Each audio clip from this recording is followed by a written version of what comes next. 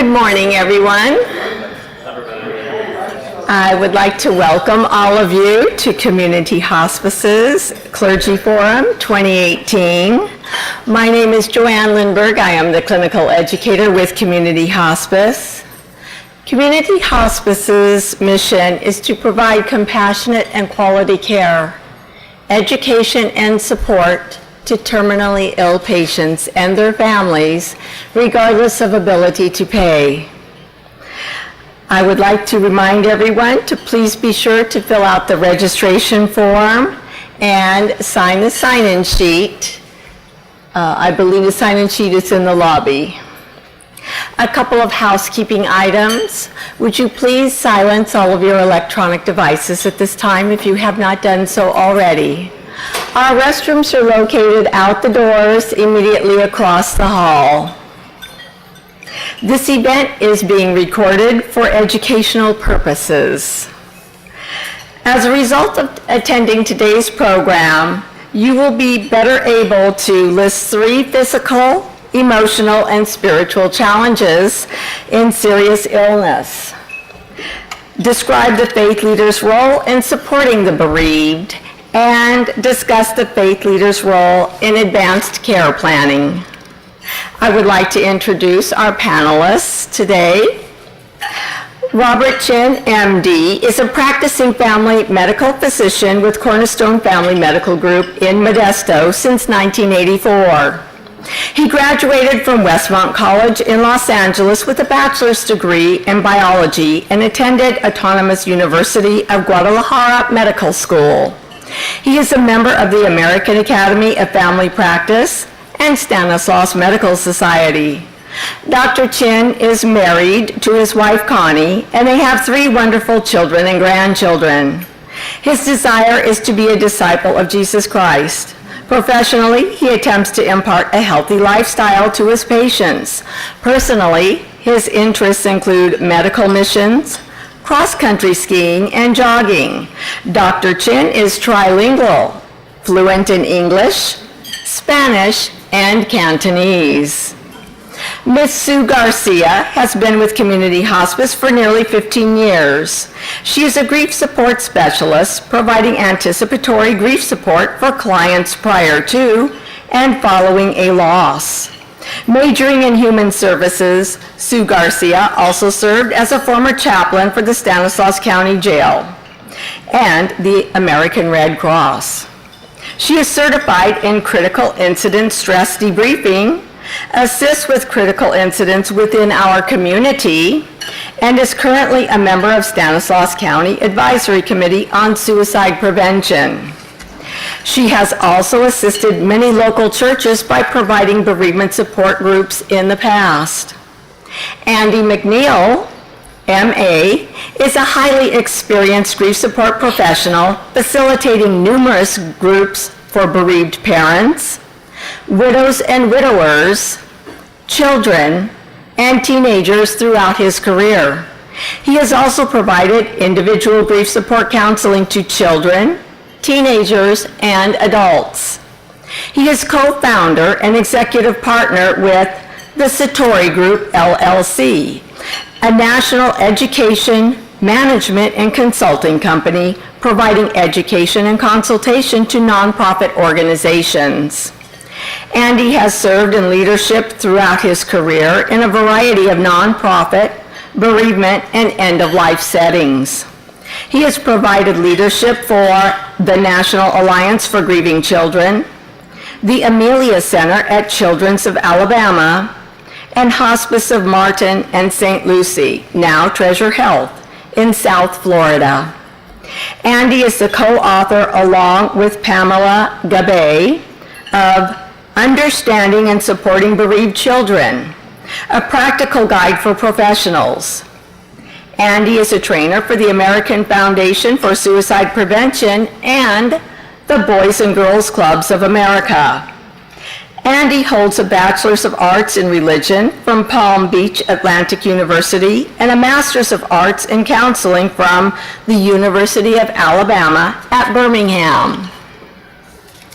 He is also providing coupons for his book that I previously mentioned, and that is available on the counter to the side. Chaplain Kalani Schreiner was born and raised in Honolulu, Hawaii. In 1970, he studied and worked as a respiratory therapist at Queens Medical Center in Honolulu. In 1975, he went to St. Stephen's Seminary in Hawaii and was sent to the seminary in San Francisco, California, and did his apostolic work in Hunters Point. He left the church and went into law enforcement with Contra Costa Sheriff's Department and worked in North Richmond and other contracted cities.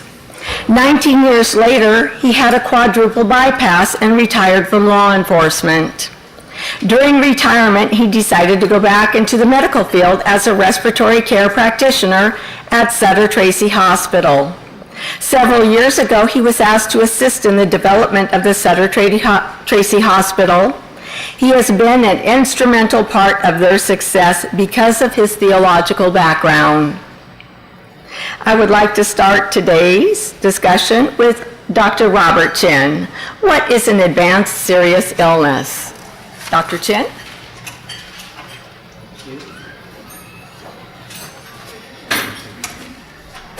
All right, well, thank you for inviting me to speak. I'm pleased to be with you today. I am going to share a few slides with you and hope to enter into discussion with you about what is terminal illness, what is serious illness, and we're going to bring in one other category called chronic illness. We'll try to kind of look at these different categories. We'll see what the differences are and help you to understand the challenges and maybe the approaches for each one of these. So, terminal illness. Wikipedia defines it this way. Terminal illness is an incurable disease that cannot be adequately treated and is reasonably expected to result in the death of the patient. Now you notice here that it doesn't exactly say how soon before death. One could argue that as soon as you're born, you have a terminal illness because we are all going to die at some point. So life itself is a terminal disease. But here are some examples of what we commonly think of as terminal illness. Metastatic cancer,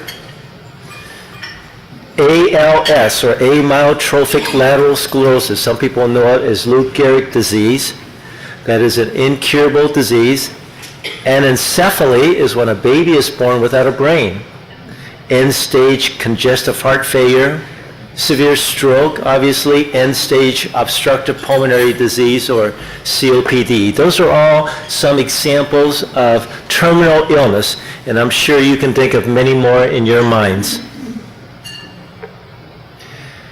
A serious illness, on the other hand, is also defined by various organizations in various ways. I took an example of what FMLA, the Family Medical Leave Act, defines as a serious illness, and they categorize it into these 6 categories. If you have inpatient care, so if you go into a hospital, that's probably a serious illness. If you're incapacitated for more than 3 days, that's requiring continuing treatment by a healthcare provider. If you're incapacitated related to pregnancy or prenatal care, they define that as serious illness. Chronic serious health conditions such as maybe severe heart disease or severe cases of COPD or end-stage diabetes or renal disease would qualify, and permanent long-term incapacity. And then there are certain conditions just requiring multiple treatments. Those would all fall under the category of serious illness. And some examples of what serious illnesses are. Sepsis, where a body is overwhelmed by infection. Pneumonia, still in today's day of antibiotics, is the number 6 cause of death. AIDS, or acquired immunodeficiency syndrome, is obviously a serious illness. Kidney disease can be rated from stage 1 to stage 5. Stage 4 or 5 can be characterized as serious illness. Parkinson's disease congestive heart failure, and COPD. Those would be some examples of it. This is definitely not an exhaustive list. There are many that you can think of yourselves that would constitute a serious illness requiring care and hospitalization. So an interesting question would be, what would the time frame be in which we would define a terminal illness? Hospice says 6 months, and you would qualify for terminal illness. And the Centers for Medicare and Medicaid Services, or CMS, also says in order to be covered under Medicare hospice, they also say 6 months or less.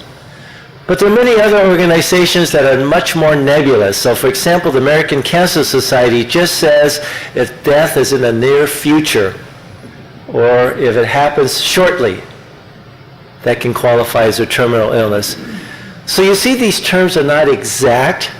And if you still find yourself a little fuzzy about figuring out, is this a serious illness or a terminal illness? That's because it is not always that clear. And even doctors many times will have a hard time deciding, is this actually a terminal illness or not? But as general guidelines, you can see what I've mentioned here. So some examples of some gray areas. What if you have a person with a progressive dementia who's now unable to care for himself, but yet his survival is estimated to be much more than 6 months, and certainly we all know of Alzheimer's patients who live years, if not decades. So when does he become a terminally ill patient? Or what's known as just generalized debility with progressive weakness and failure to thrive. You've all seen patients that way. They may be in their 90s, even in their 100 years old. They obviously can't do much to take care of themselves. They need help to get around. They're what we call dwindling. But yet they can dwindle for years, right? You've known patients that we've all thought, well, may not last for much longer, and yet they carry on, oftentimes for years. So these are some gray areas that sort of ride the fence between serious disease and terminal illness. But just to make it even a little bit more confusing, I'm going to introduce one more term to you, and that's what we're going to characterize as chronic illness. So chronic illness is just a disease that persists for a long time. How long? Well, one body, the United States National Center for Health Statistics, says if it lasts for 3 months or more, they'll qualify it as a chronic disease. So, some examples of chronic disease: diabetes, arthritis. In fact, I bet in this room, most of you have 1 or 2 of these. You have a chronic illness. No? Some says no. If you don't, you're one of the rareties, lucky ones. Coronary artery disease, hypertension, chronic bronchitis, asthma, hepatitis C, epilepsy. This is just a short list of some examples of chronic disease.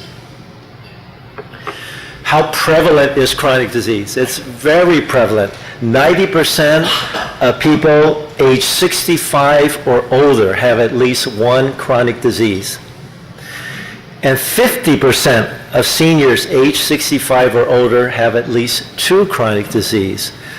So if you're 65, you have a 50% chance that you have 2 chronic illnesses. I know this is starting to sound a little bit morbid for you, sorry. I want you to think a little bit about what aging itself is. Okay? So is aging, should we characterize that as a natural process? Should we call that a chronic illness? Because after all, don't people develop chronic illnesses fairly shortly after being born?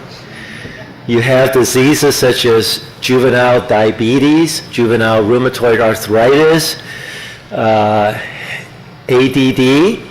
Those could all be characterized as chronic diseases that are lifelong, and they can show up in the first few years of life. But when does aging morph then into a serious illness?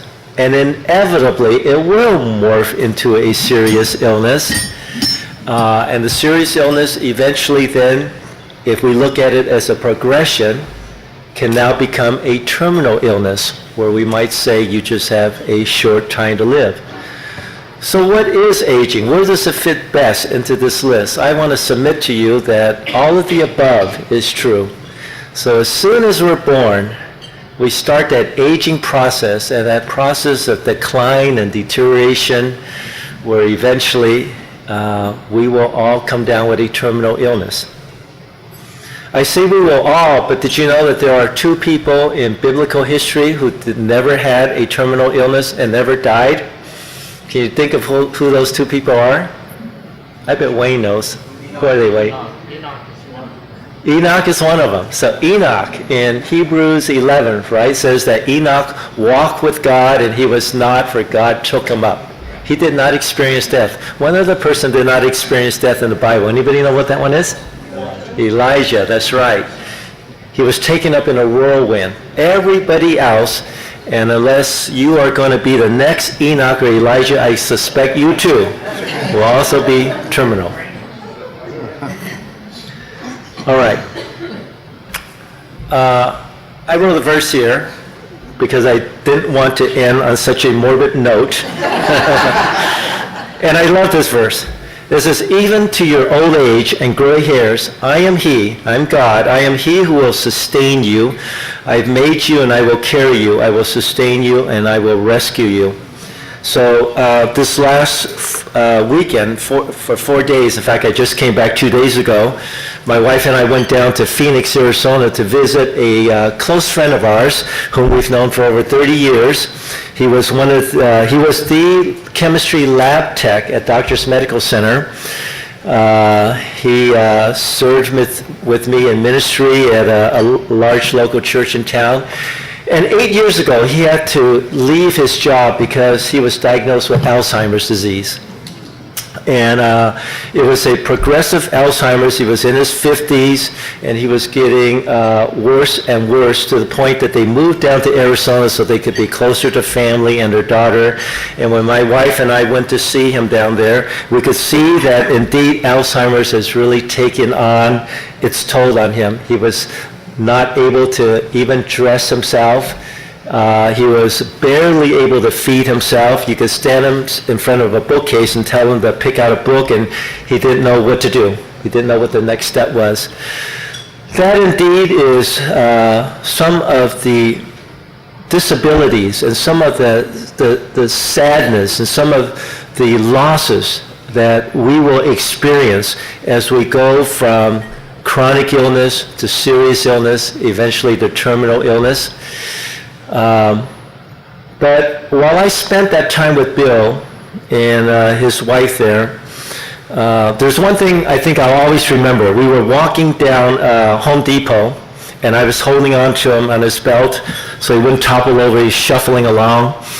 And my wife and his wife was out shopping for some things for home, and we were walking around, and I said, Bill, there's your wife and my wife over there at the middle of the aisle. And he goes, shh. And he has this twinkle in his eyes and his usual look, and he shuffles up to her and he gives her a kiss right in the neck to surprise her. And I thought, you know, you can lose a lot of function in life. You can lose your arm, you can lose even your lungs, you can lose your liver, you can get to the point like Bill of losing your brain. But function and performance is not what defines who we are. What defines who we are is who God made us to be.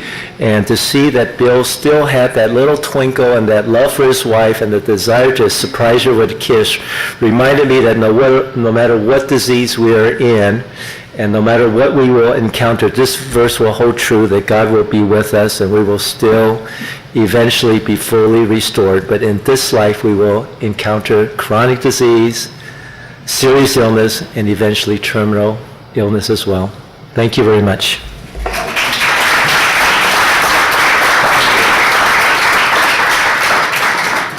Okay.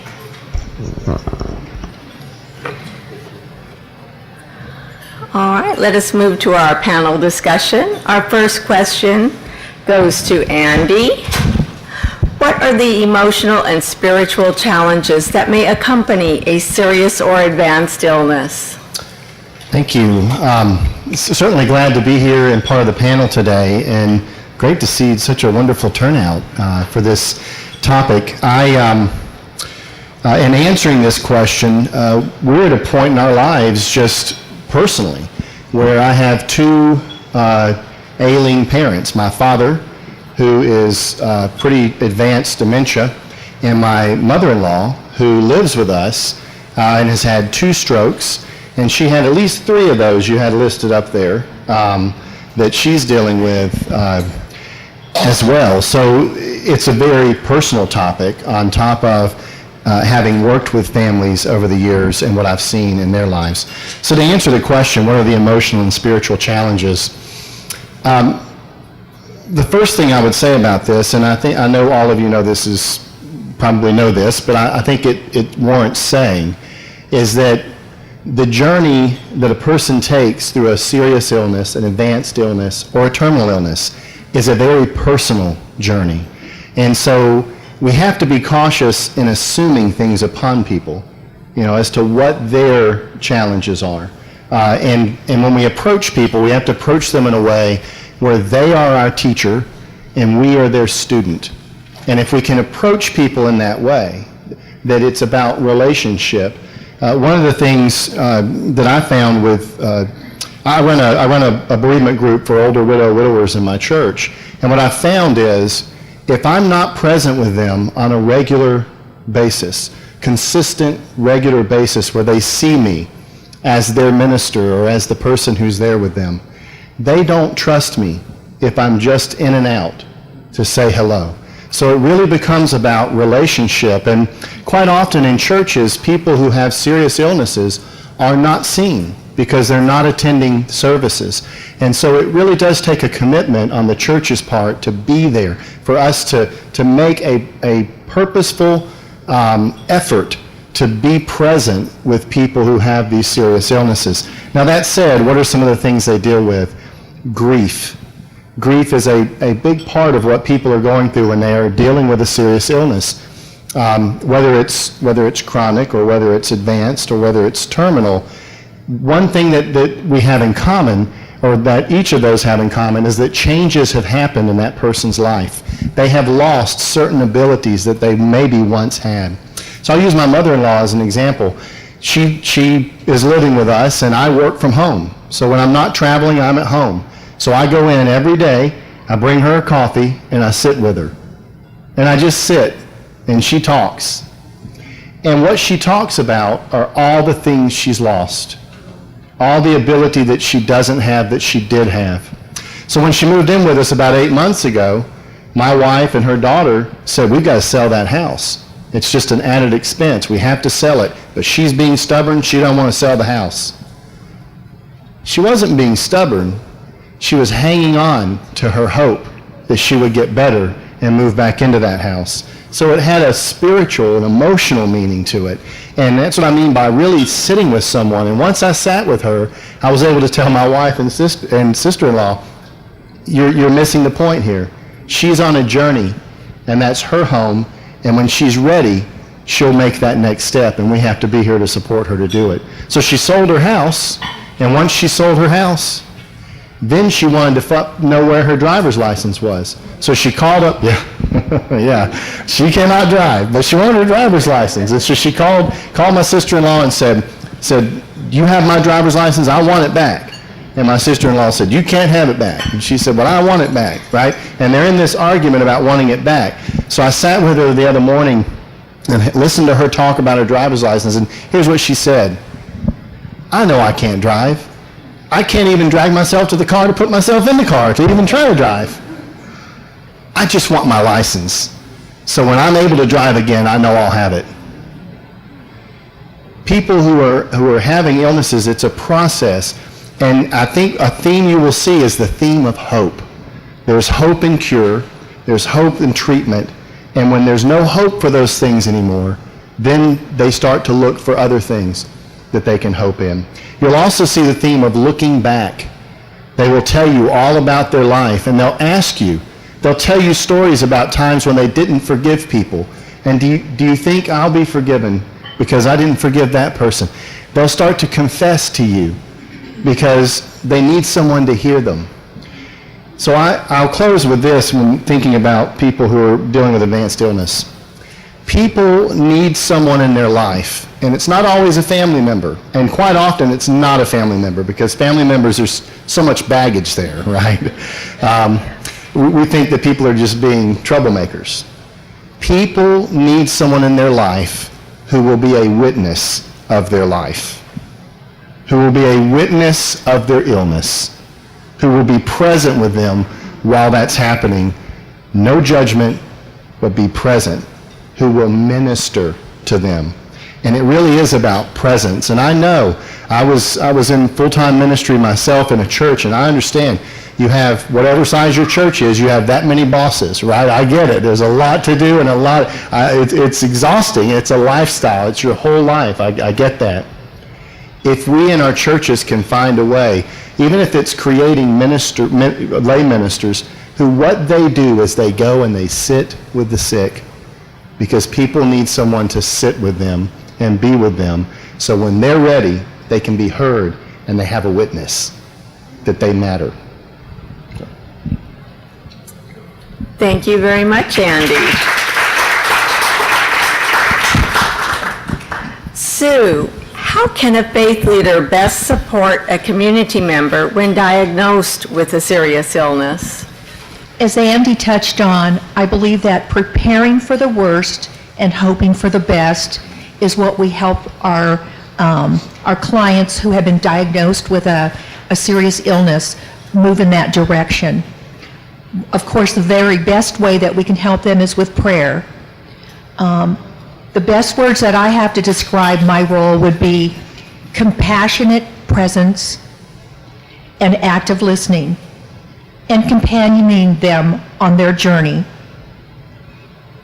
We can't play all of the roles that they need to help them in a holistic way, so we have to set healthy boundaries for ourselves, but we can find ways to do that in other ways when we are not able to be present, such as using technology, sending a little email, a text, a note, whatever it is that we can do to just be present in some way to them. And then, of course, developing programs in our own parish community where we can support them in that way.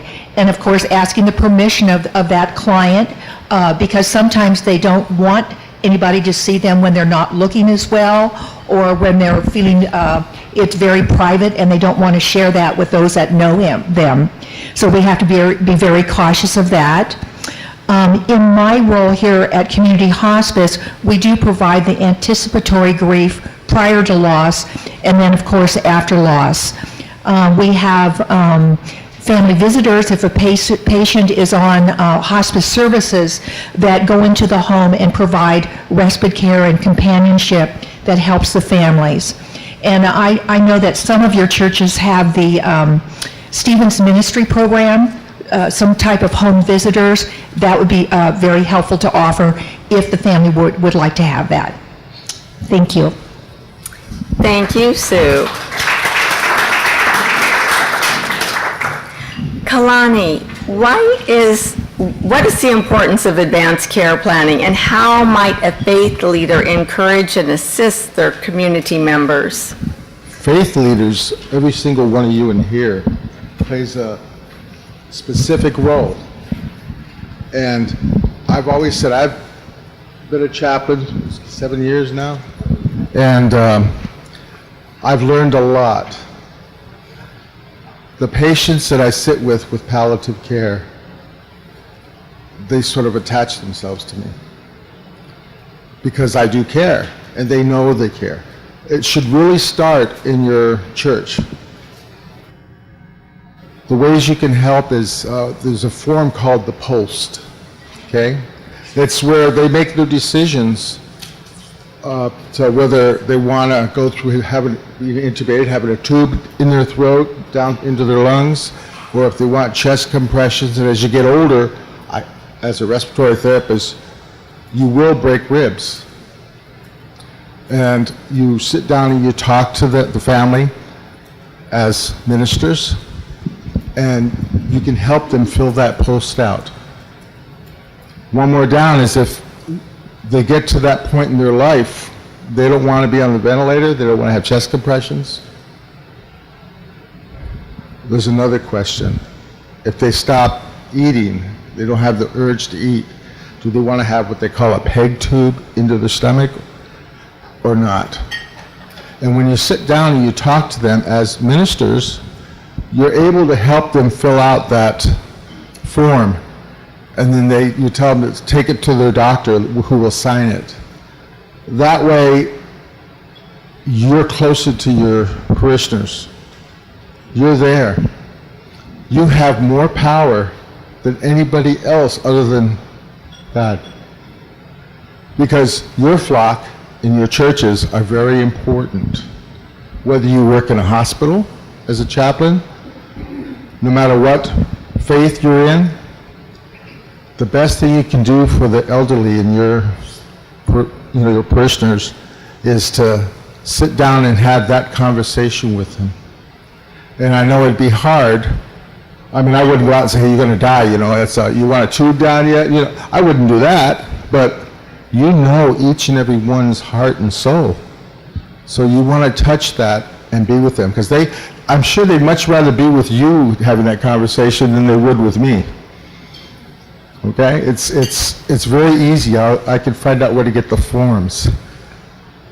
My job at Sutter Tracy, there are times when we have like 3 palliatives a day lately, and I go home, and you have to take care of yourself, even as ministers.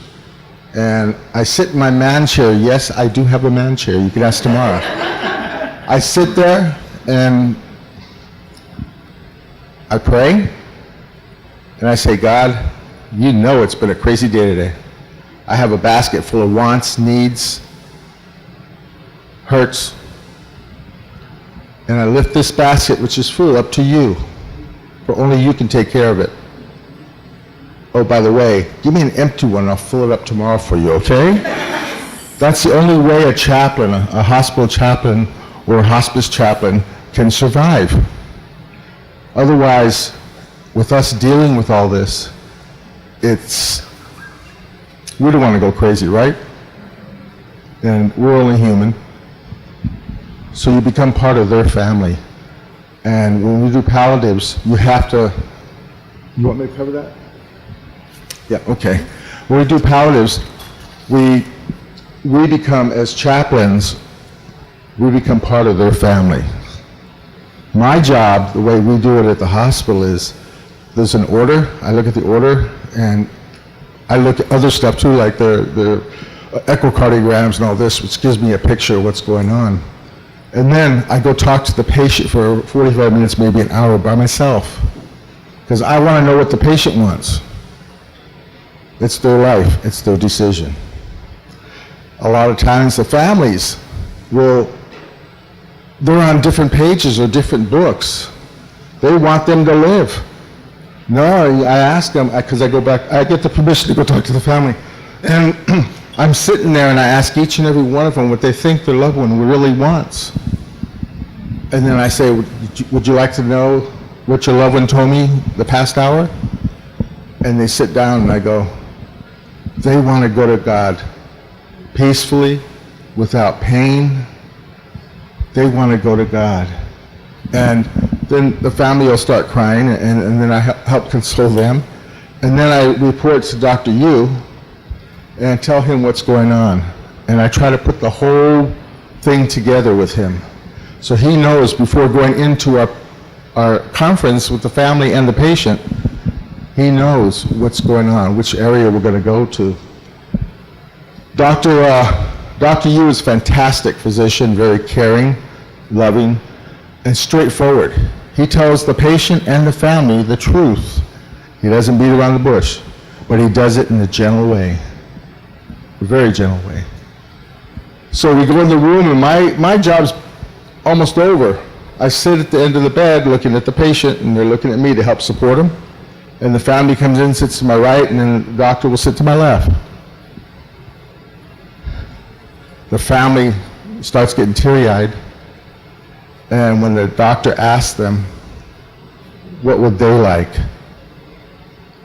And when they look at their loved ones, the loved ones look at them and say, it's okay, we agree with you. And they want to be put on hospice care at home or come to the hospice house. And the doctor will say, well, Kalani, you'll take care of this, right? I say, sure.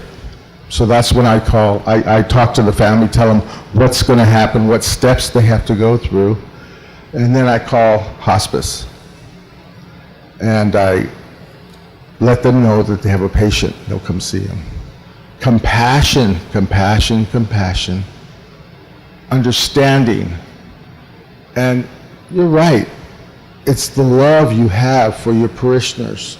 It's the love that you have for your patients, to be able to touch them, to let them know you're there for them. In the parish they grew up in and you're preaching, they depend on that. So what I try to do is find out what church they go to, and I'll contact that minister or I'll contact that priest and I'll ask them to come visit. And the look on their faces, because their trust in you is so great. And that's the way you touch hearts.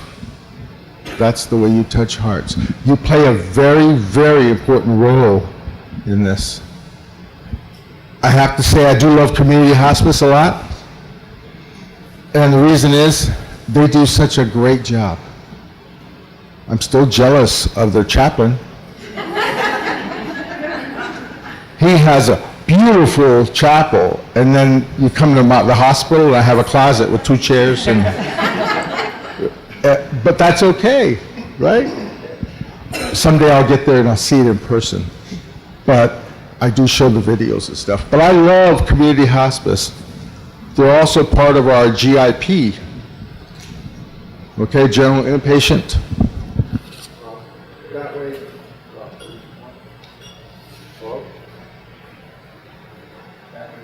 Oh, yeah, battery's down. Oh dear. I'll talk loud. How's that? Can you hear me? Yes. Okay. Oh, GIP. In fact, just today, well, I was running a little late. Why? Because I have this one patient in there. I can't say anything with the HIPAA, but her son was standing in the hallway, saw me rushing to the meeting, and I told him I'll be right back. When I came back, he was in the room with other family members. And they thought she was sleeping. She heard my voice when I walked in, and she opened her eyes. And she gave me a happy smile. Why? Because I'm with her, and I helped her every single way. I talked to her for a while, and she got all happy, and then she got tired of it. So that patient she's on, she went to sleep. Went outside in the hallway with the son, he gave me a big hug. And the son said, Kalani, thank you so much. When are you coming back? I told him when I finish being here on the panel that I'll go to that room first. Same patient before, when she first got GIP. I was in the room sitting across from her. She was in the lounge and chair. And she started crying. And I go, you okay? And she said, I'm scared. I'm really scared. And I said, that's okay to be scared. It is. And so I asked the family if I could have one-on-one time with her. And the family said, yeah, sure. They got up, and I looked at her, and I got close to her, and I held her hand. And I said, I understand that. It is scary, but you have a strong, strong belief, don't you? And she says, yes. So you know where you're going, right? She said, yes. I said, is it more like what you're going to miss? And she got quiet, and she said, yeah, it's what I'm going to miss. Same thing with families. It's the parting, not only of the body, but of the soul. The connection you have with your family. Are they going to be okay? What's going to happen to my family? And I looked at it, I said, your legacy, each and every one of them is your legacy. That's what we leave behind.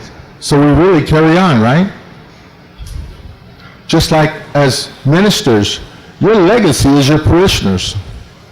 Because they're going to go on, and when they come in the hospital especially, and say, what church you go to? So-and-so church. Who's your minister? And their eyes light up. I say, tell me about them. And they talk about you folks with a big smile on their faces because you've helped support them all these years. You've been there for them. Palliative care starts there with you. To build that foundation with your elderly parishioners. To help them step by step. Well, she, like I said today, she's slowly decreasing, but she's ready for it. Her family, whole family's in the room to say goodbye. She's ready for it. And I told her I have to go, I'll be back though. And she smiled, half a smile. And she told me she loved me. Okay. I went down to my office and I got a little teary-eyed and I got myself together and I got here fast. Okay, thank you very much, Kalani. Andy, how can a faith leader best support the bereaved? Well, I touched on this a little bit when talking about people with a serious illness. Now we're talking about their families and after a death. And one of the things that I've experienced quite often, at least with even my minister, and I've even struggled with some in ministry, is when going to visit a bereaved person, what's my role as that faith leader? Because to that person, I'm a reassurance to them.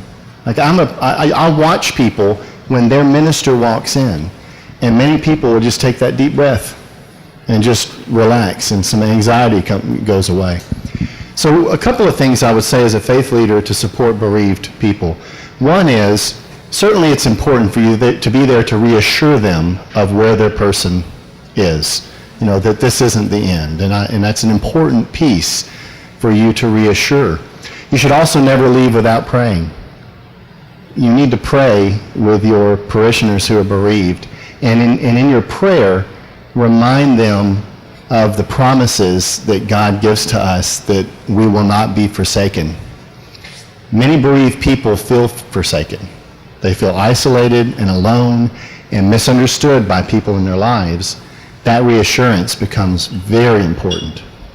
But I would also say this, don't leave it at that. If you just go in and try and reassure them that the person's going to go to heaven, or is in heaven, the person has eternal life, and that you pray with them and they're not alone, take the time to sit with them, because they need someone who they can begin to explore, what does it mean that I have to live my life without the presence of this person?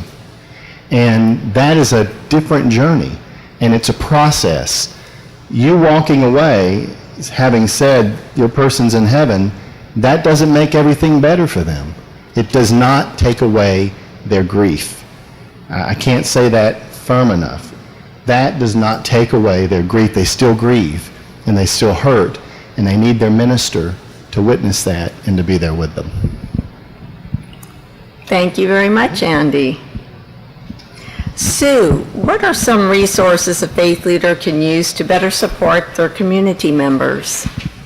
Well, first of all, I'd like to say that I found that the faith leaders have a great influence on their community members. They trust them. And a lot of times they'll take their gentle encouragement, moving in certain directions, or using resources that they wouldn't take from a stranger or an outside person. So their church support is very, very, very valuable to them. I also think that appropriate timing. So, for example, I had a client who was elderly. She had been married over 50 years, and she did not want to fall apart. That was absolutely unacceptable to her. So the thought of going into a support group wasn't an option for her.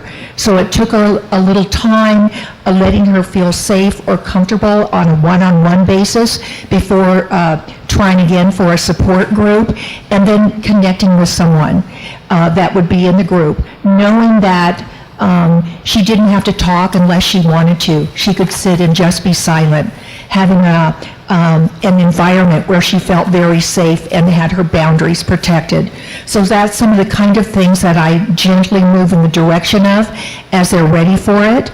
And then some of the kinds of resources that I use often are county mental health and behavioral health services, medical services for indigent adults, senior services, victims of violent crimes with persons that have had sudden and or violent losses. Let's see here. The crisis hotline and the CERT, which is in our Stanislaus County, but also suicide line hotlines. And then some of the support groups, we can get those from the Friends Are Good Medicine, and they keep up a current list of the groups. But the very popular groups would be the ones like loss of spouse, sudden loss, bereaved parent. Grief shares in the groups, in the churches, are very, very popular. And Celebrate Recovery programs in the churches are very popular.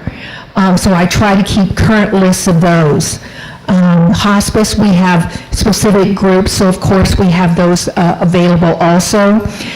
Caregiver groups within the community, the Alzheimer dementia groups, Compassionate Friends, the Modesto Riverbank chapter, and NAMI. Those are some of the common ones that I use. So that would be in my work here at hospice. In the environment at the safety center, working as a chaplain, some of the resources are given to them from friends outside, but we are allowed to take in things when we're doing a chapel service. We're allowed to take in a handout as long as it doesn't have staples or paper clips. We encourage them to do intercessory prayer for each other, and so that's been very helpful. One time I had a client who, in the community, whose son had taken his life out in the backyard. It was a 19-year-old, and he was a gang member, and they were coming after him, and so he decided to take matters into his own hands. So when I went to the jail, of course I didn't disclose any pertinent information or anything of that nature, but I did tell them that I was aware of someone in the community that had a brother that there could be some retaliation, and would they like to pray for that? And then trying to show them both sides as a teaching tool also for them. So that's some of the resources that I would be using. Thank you very much, Sue. And our last question before I open it up to the floor. Kalani, what are the stages of acceptance one may experience when diagnosed with a serious illness? I found that it's not this, and this. It could be all over the place. When a patient is first diagnosed, it's denial. No, it's not me. It's another patient that you looked at x-rays. It's another patient that had the MRI. So there's denial. Then when they realize after the doctors talk to them, it's anger. I've been kicked out of many a hospital room when I walked in there because they're dealing with their anger.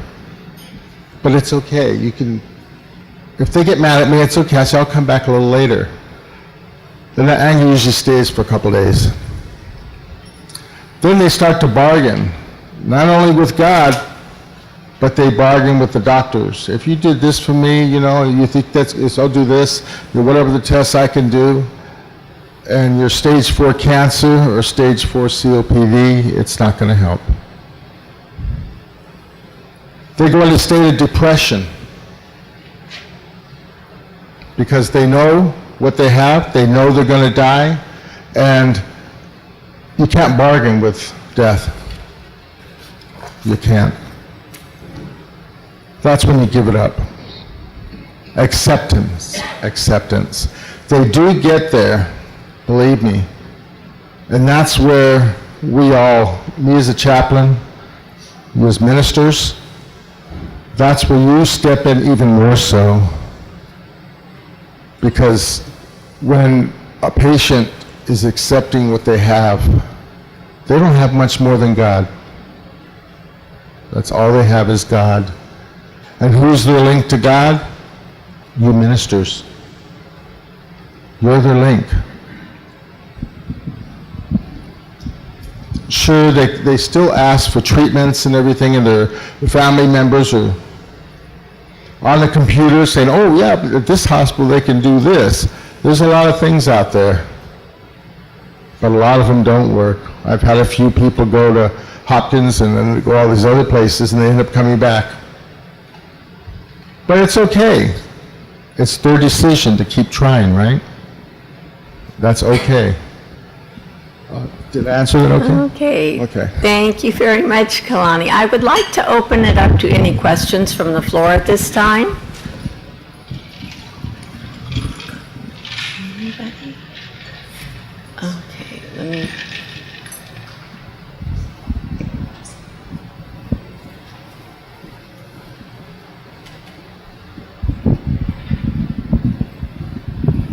The question I have is, we've been talking about basically seniors and elderly people, except for the young man that she mentioned. Do you experience these same experiences, or have you ever had to counsel with a young person that's been given a death diagnosis, and how do you handle it? Is there someone specific you would like to answer that?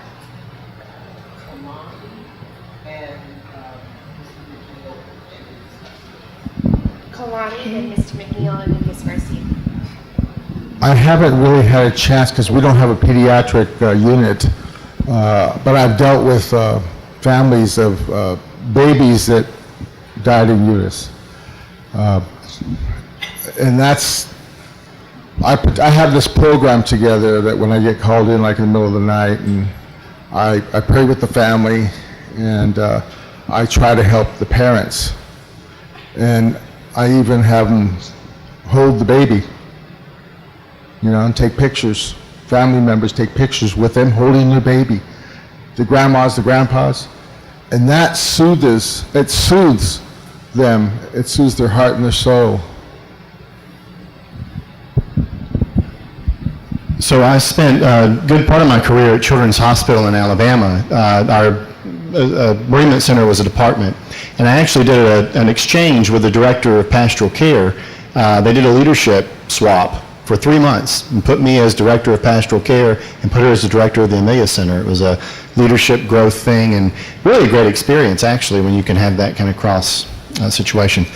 One of the things that the children taught me who have been diagnosed is children look to their parents to be their stability, right? And so when they're given a diagnosis, children will be in distress if their parents are in distress, and they sense that their parents are in distress. So what you'll see, these children are very amazing. They're really amazing human beings when they're given this diagnosis and they know that this could lead to their death. You will see children comforting their parents, reassuring their parents that I'm going to be okay. They'll talk about heaven and about God and about Jesus and whatever their religious perspective is. They will talk about that. And I've seen so many parents that I see after the death who tell me these stories and say, my child taught me about God. My child comforted me. because of the attitude they took with them into their death. One of the other things that I've noticed over the years about people as they're dying, and I've said it this way because I think it fits. For most people I've been with or walked with, people tend to die in the way that they lived.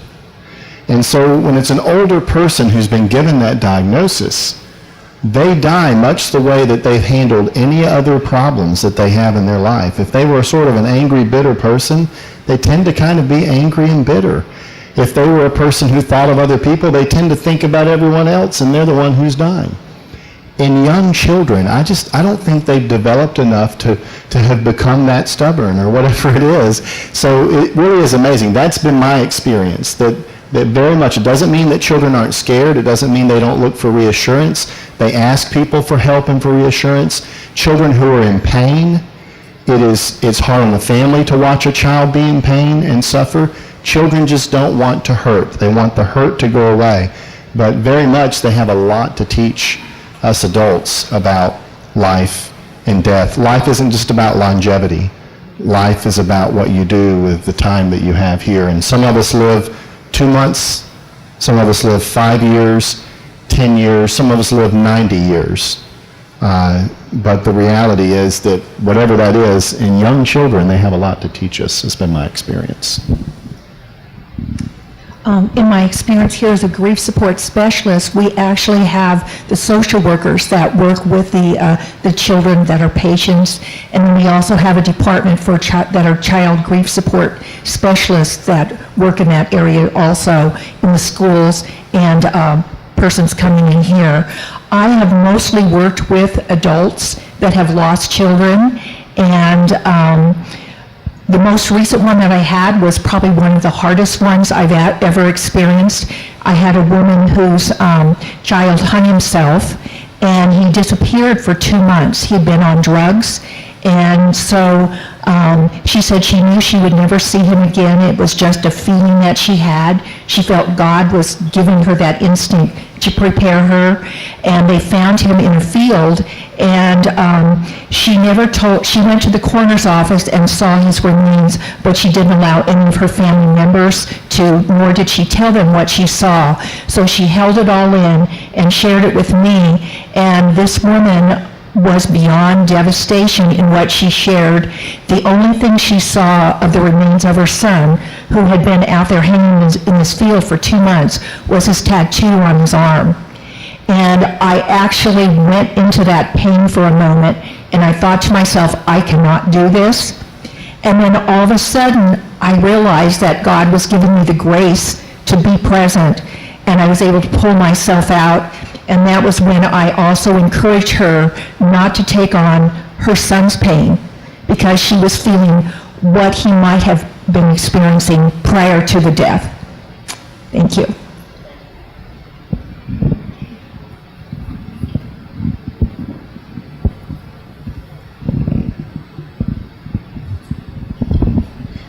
This question is for Dr. Chen. I am particularly interested in the medical missions outreach and working with cross-culturally in that capacity, dealing with grief. Can you share some of your experiences? Yes.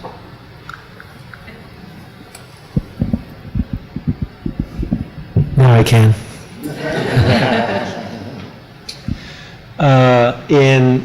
I've probably been in about 7 or 8 countries, and the missions work that we do is primarily to support existing organizations or churches that are in these countries.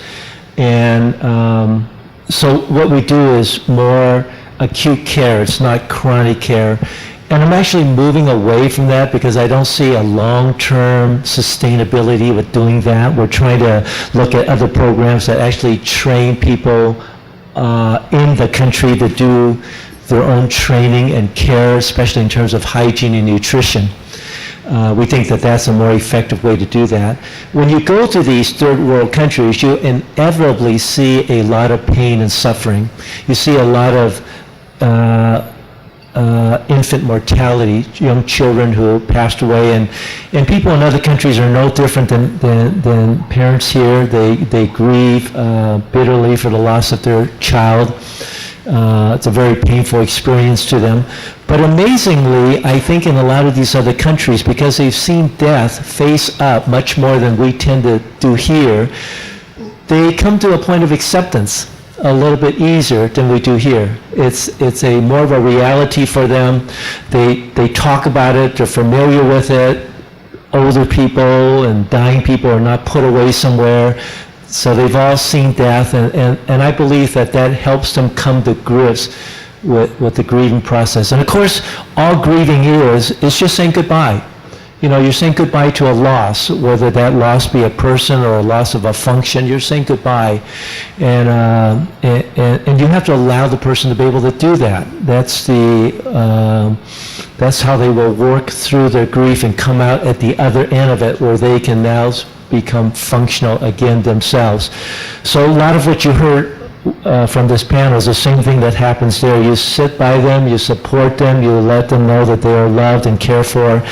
And in other countries, many times they do that very well already. I think we have one more back.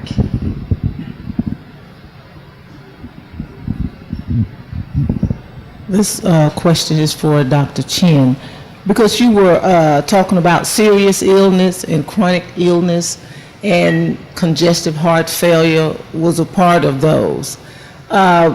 What about when a person has, their heart will just all of a sudden race to 250 pulses a minute? Would that be considered chronic or advanced illness?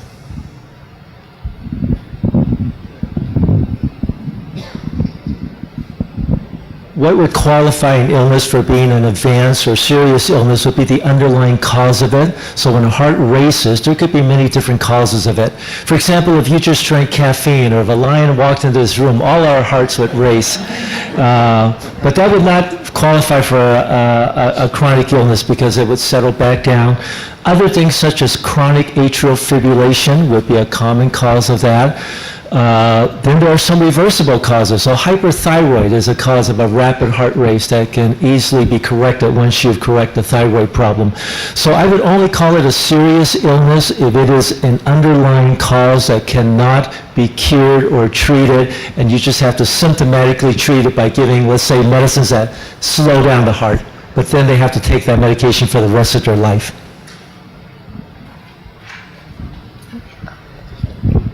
Is there one more?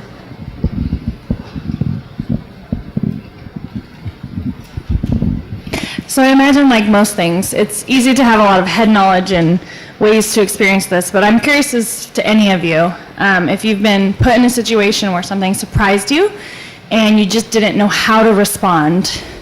What did you do? How did you get out of it? Something like that. Is there someone specifically you want to know? It's open. I'll say so. Okay, there you go.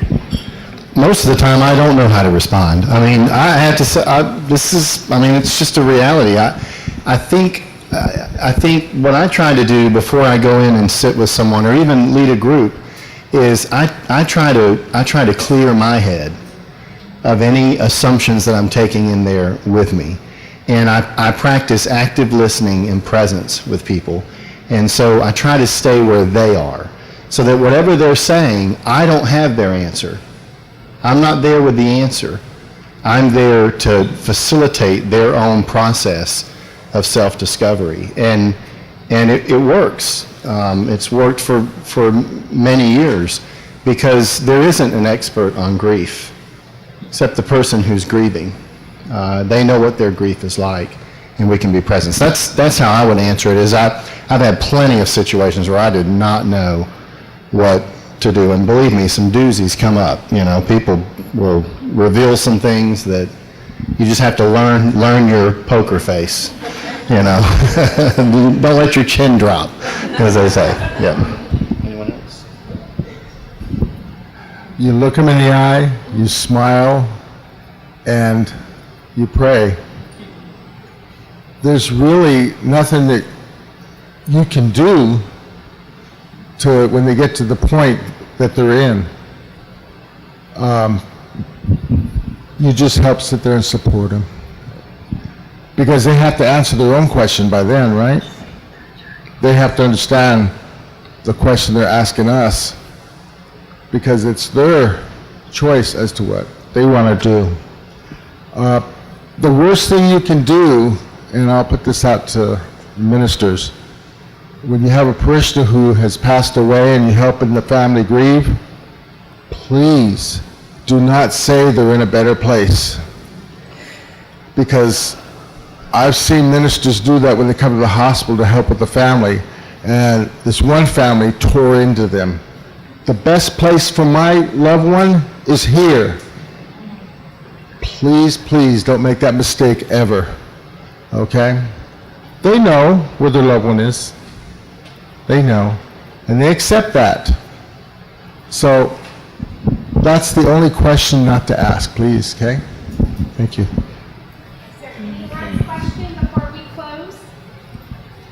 We have one? I just want to ask Dr. Chin, when you're about to communicate to your patient that they have a terminal illness, how do you approach that? And is there more than one or two occasions when you, in the same visit, where you need to remind them that their illness is terminal? So in case you didn't hear, the question was, when I have to tell a patient that they have a terminal illness, how do I handle that? I would say, first of all, that there's no one shoe fits all. In those cases, a lot depends on the patient. Every patient is just a little different, that has a little different needs and has a little different way of being able to accept a terminal diagnosis. One thing I do try to always do in every situation is to keep a door of hope open to them. I may say that we can consult with the specialist, with the oncologist, or the cardiologist, and we can see if there's other things that might possibly be able to be done. I do try to reassure them that at least with modern medicine, we can help to keep them mostly away from pain and suffering. They don't have to face that and unendurable pain. I will often refer to organizations like hospice that have had a lot of experience with standing and sitting with the patient to help support them and let them know that there is help that's available for them. But I do think that one of the best ways, as has been mentioned here, is when a relationship has been established with a patient, then you can share difficult news much better than for a person to hear it from a total stranger. So in cases, in my situation as a family practitioner, I've known some of these families for so many years and even generations of their family, that it becomes easier to call the whole family in and express to them how sorry I am to have to give them this news, but this is what it is. But I promise that I will stand by them. I promise that I will be with them through the whole course, and we will walk them through each step of it and reassure them that way. I think we had one more moment. Who was it? Did you have a question? No. You had a question. Okay. So my sister passed away of pancreatic cancer at about 7 months, and they didn't let the family discuss the possibility that this is going to go south until the closing hours in the hospital that night. And my 3 nieces and nephews were completely hoodwinked and caught by surprise. But I, as a pastor, as I go into situations, I don't want to feel like the mortician who's just waiting for them to die to measure them, to bury them, but how do I possibly broach the conversation of eternity? And that's where I specialize. And I don't want to, and I believe in prayer, but God might not heal you and might not completely fix this situation. Help me understand with my continuing question of how can I broach the question without feeling like I'm Debbie Downer showing up and I want to talk about death now. Who was that question? Anyone?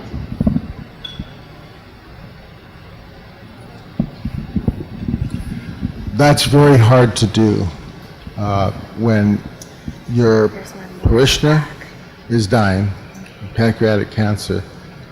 Talk to the closest relative and ask them, do you know what's going on? And if they don't know, say, do you mind if I talk to the physician? And they'll say, yeah, sure. And you tell the physician how you feel. Is it okay if I break the news to the patient and family? And believe me, they would love to pass that to you because you know them. And you have a way of communicating that pancreatic cancer to the family and to the patient. By the time I get them, I sit down with the family and the patient and I go, we play tug-of-war with God every day. We have machines, medications. So we're down here going, yeah, we're going to keep them. And God's up there going, no, you're not. There's a time to let it go. Okay? It's a time to let it go. But nobody can do that talk better than you. There's also an inherent assumption in the question, right? That one of my roles as a minister is to go and to talk to this person about eternity. And to do my job as a minister, I need to somehow broach that subject and get them to discuss that. And the interesting thing, I'll give you a new concept. It's called psych-ache. Look it up. It's called psych-ache. It was developed by a gentleman by the name of Edwin Schneidman. He's also known as the father of suicidology. And I've utilized this term in bereavement as well. He used it to describe people who are actively suicidal and that they have an ache of the soul, a psych-ache. And it's just as real a pain as physical pain. And quite often the people he worked with, what he found is that people kill themselves when they have such emotional pain. The only way to get rid of it in their mind is to die, right? But I want to use this term here is that when we're going to see someone who has an advanced illness and we're a minister and we're thinking, I need to talk with them about eternity, there may be other things that they want to explore with you. They may need to confess something to you. I had a gentleman who I sat with, and I didn't know what his issue was. And finally he revealed to me, he told me a story about when he was a teenager, and he said, I got a new car, and I was trying to show off to all my friends, and I was driving that car really fast, and I saw a cat sitting on the side of the road, and I swerved the car and purposely ran it over.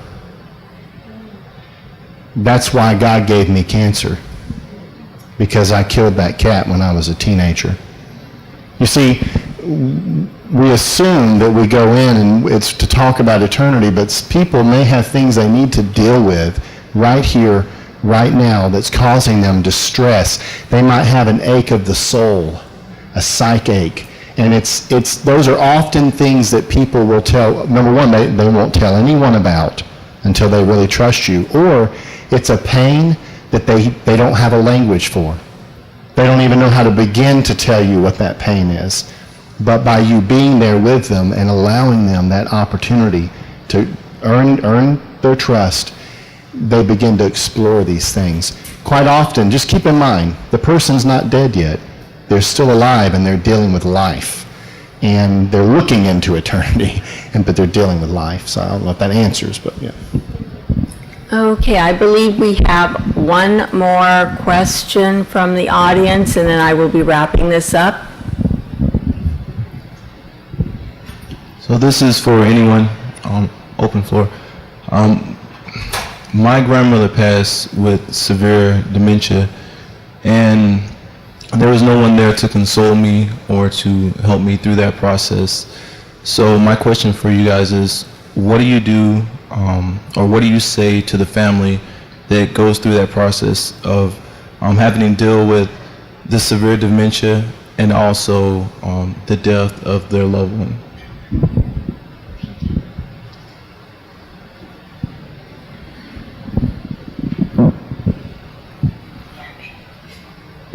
So I've found over the years that words are inadequate. It's really about sharing with people that we care for them and that we will be there, and then demonstrating that we are there. So it's all of those. You don't say something to someone that you can't follow through with. So I could say all sorts of things to try to comfort you, but if I say to you, because I've known you, I love you, I love your mom, I love whoever it was that died, and I love you, and I'm going to be here. I'm going to walk with you through this. Like you so eloquently said that you do with your patients. I can promise you that. But then you have to follow up on it. You have to show up in that person's life, because bereavement is a very lonely process. So I appreciate you saying that. Most of the bereaved people who come to me, by the time they're coming to me for counseling, it means that everyone else in their life has moved on and feels like they should move on, and they've been getting that advice, and they're alone. So they come to the professional so they can get support. And sometimes at the time of death, people aren't ready to talk. They don't really know what they're feeling, the loved ones. They're overwhelmed. And so sometimes it takes a little bit of time before they're ready to express their feelings and what they need. You were in a hard position, son. Very hard position. Did you have somebody that you could reach out to at that time and talk to and let them know what you're feeling? There's nobody that I felt like I could open up. I'm sorry, son. I am. I have one thing for the chaplains. Okay, we had quite a few chaplains here. I found that chaplaincy, and I'm going to put it in Hawaiian terms, okay? We are all in the same boat with different paddles, but we paddle on through life with the same goal, and that's how I look at chaplaincy. My heart bleeds for you, son, bleeds for you, because I can imagine the things you've gone through in finding an answer. Find somebody you can talk to, please. Okay, thank you. Okay. I'd like to take a moment now for all of us to thank Dr. Robert Chin, Andy McNeil, Sue Garcia, and Chaplain Kalani Schreiner. On behalf of the staff at Community Hospice, I would like to thank all of you for attending our Clergy Forum 2018.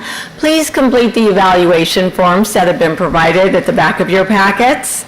And your CEU certificates will be mailed to you either by way of email or through the United States Postal System if you have selected that box.